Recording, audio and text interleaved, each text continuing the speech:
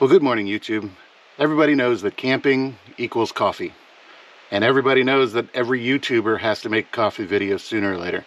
So this is going to be a multi-part series where I walk you through the different coffee methods that I use when I'm out in the field, camping, enjoying myself, having coffee each morning. Today, we are going to talk about the Aeropress. Now, the Aeropress is one of my favorite coffee methods because it's quick, it's easy, it makes a single cup.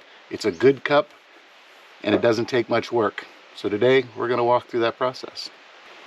I'm using Sisters coffee, and we're just using the regular Sisters blend. It's something I like to use. It's easy to get for where I live. It's an enjoyable cup of coffee. It's got a fruity kind of flavor if you're into that. It's not a real dark roast, and it's something that works well for camping with me. So I'm going to use Sisters today. This morning we're going to use the Jetboil to heat our water. Inside we'll have our butane canister. We'll have our burner. And underneath the burner will be our little tripod thing to hold the burner and the butane canister correct. I've also got my handy dandy coffee grinder. Normally I would love to use an electric coffee grinder, but we're out here in the field and sometimes you just got to rough it. And then, of course, some kind of vessel to put my coffee in. Last but not least, we are going to use some water. Most of my water is refrigerated, so this is one of the few that I had that wasn't refrigerated. That'll make it go a little bit faster in the Jetboil. So the first thing we want to do is we want to assemble our Jetboil. On here, you'll have a little tab. Always want to make sure you flip that out, because if you don't, then you can't turn on your Jetboil. You'll spin that on. You'll take your little tripod here and you will attach it to the bottom of the canister. Easy, just like that. And then on top, your Jetboil will sit right down in the slots and be ready to go. Second, we are going to put some coffee. Now for this, I usually use at home 15 grams of coffee. That makes a nice easy cup. I can alternate that. Sometimes I'll go up to 20, but usually I run about 15 grams. What I found is that one scoop usually works really well for me in the mornings. I'll put that right on in here. If I ever want to do a little bit more, I can, but this is the scoop that came with my Aeropress.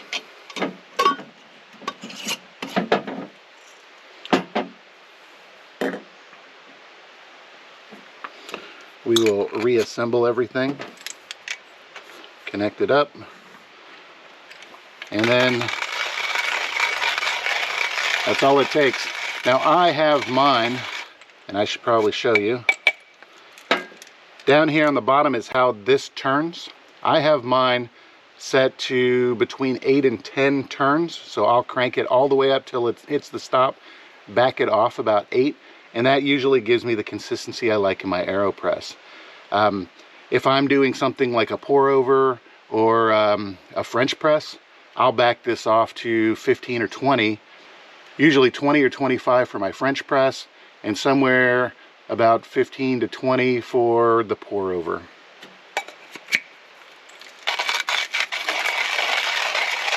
And then it's just cranking it away.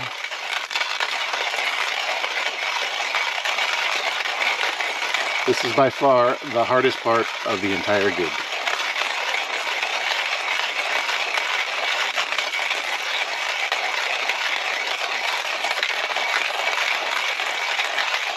Dad joke break. Why do ducks have feathers on their rear ends? To cover their butt quacks. Ah.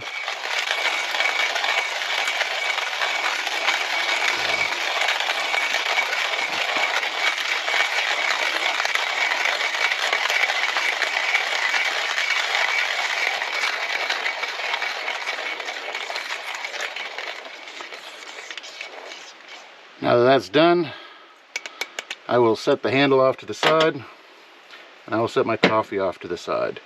Now for those of you who have never seen an Aeropress before, It consists of a couple of things. One is this filter. Filter goes at the bottom, and then usually you'll put a paper filter on the inside just because these holes aren't nearly as small, but these ones will keep all the grinds. Then it's just two chambers, or a chamber and a plunger. You put the plunger in, and then as you need to, once you've got everything together, you'll press down. Makes it really easy. So today we are going to use the upside down method because I find that that's the easiest method that works for the kind of coffee I like. And I will take that, put that in there, take my coffee, pour it in,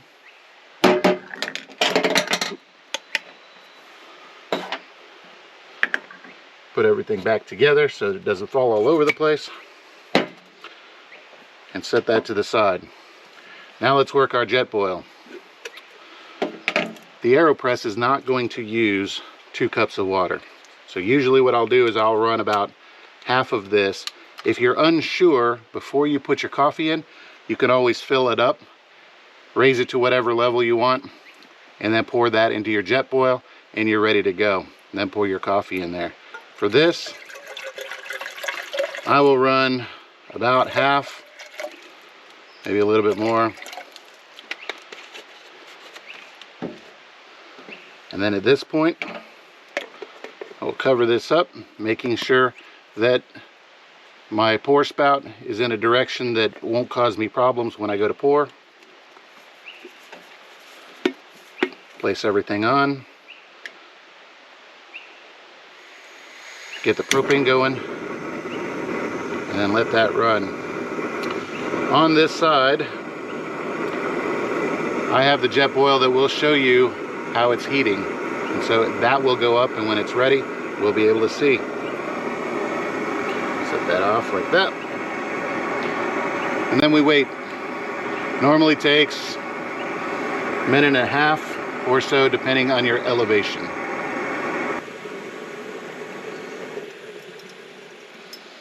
At this point, we turn off the Jetboil, and I will usually set it off to the side just a little.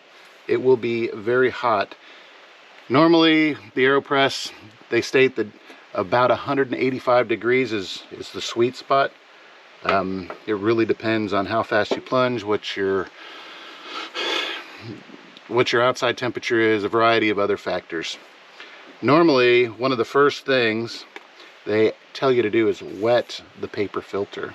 So, in this case, I am going to take this over my cup very carefully, not to burn myself. I'm going to wet my paper filter just a little bit, just so you don't necessarily, a lot of times you'll kind of run a little extra just like you do with a pour over. Once I've got that rinsed off, I'll put that here. I will take my water and I will proceed to pour it into the Aeropress.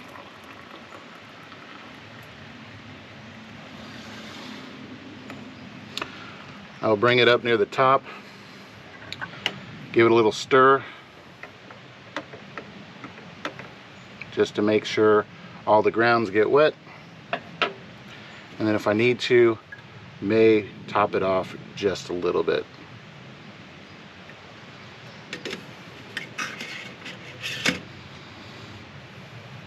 Once that's done, take my filter, I put it on top, and this is where all the different recipes that you'll see online come into play. Do you flip it over right away? Do you let it sit here? Do you give it some swirls? How you want to do it is up to you. Most of the time, I will give it a 10 count, and then I will flip it over and set it right here. Now, the one thing you want to be sure of is that you have a nice sturdy cup. Whatever the cup is, it should not be one of those cups that has a rounded bottom or that is unstable, because you are about to press this plunger and you don't want to be rocking all over the place and potentially get all of this hot water all over you. In my case, I have a nice sturdy cup. I take this and you're really not pushing. You're letting gravity do its job. My hand or hands weigh more, therefore they're just pushing down on it nice and lightly.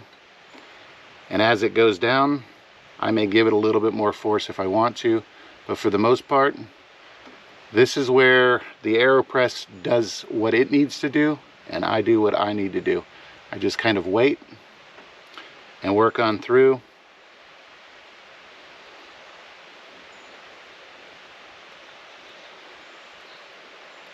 Just let it happen. And once it's done, you'll hear that little escape of air as I push the last of that air that was in the headspace. You'll take that, flip this back over. If you need to, give it a stir. If you've already put in your sweeteners or your creamers or your Irish cream. And there you go. Morning coffee, all ready to go. If you like this, give it a thumbs up. If you want to see more, go ahead and subscribe. Hit that bell icon down there to see what's going on. And we'll have a couple more of these.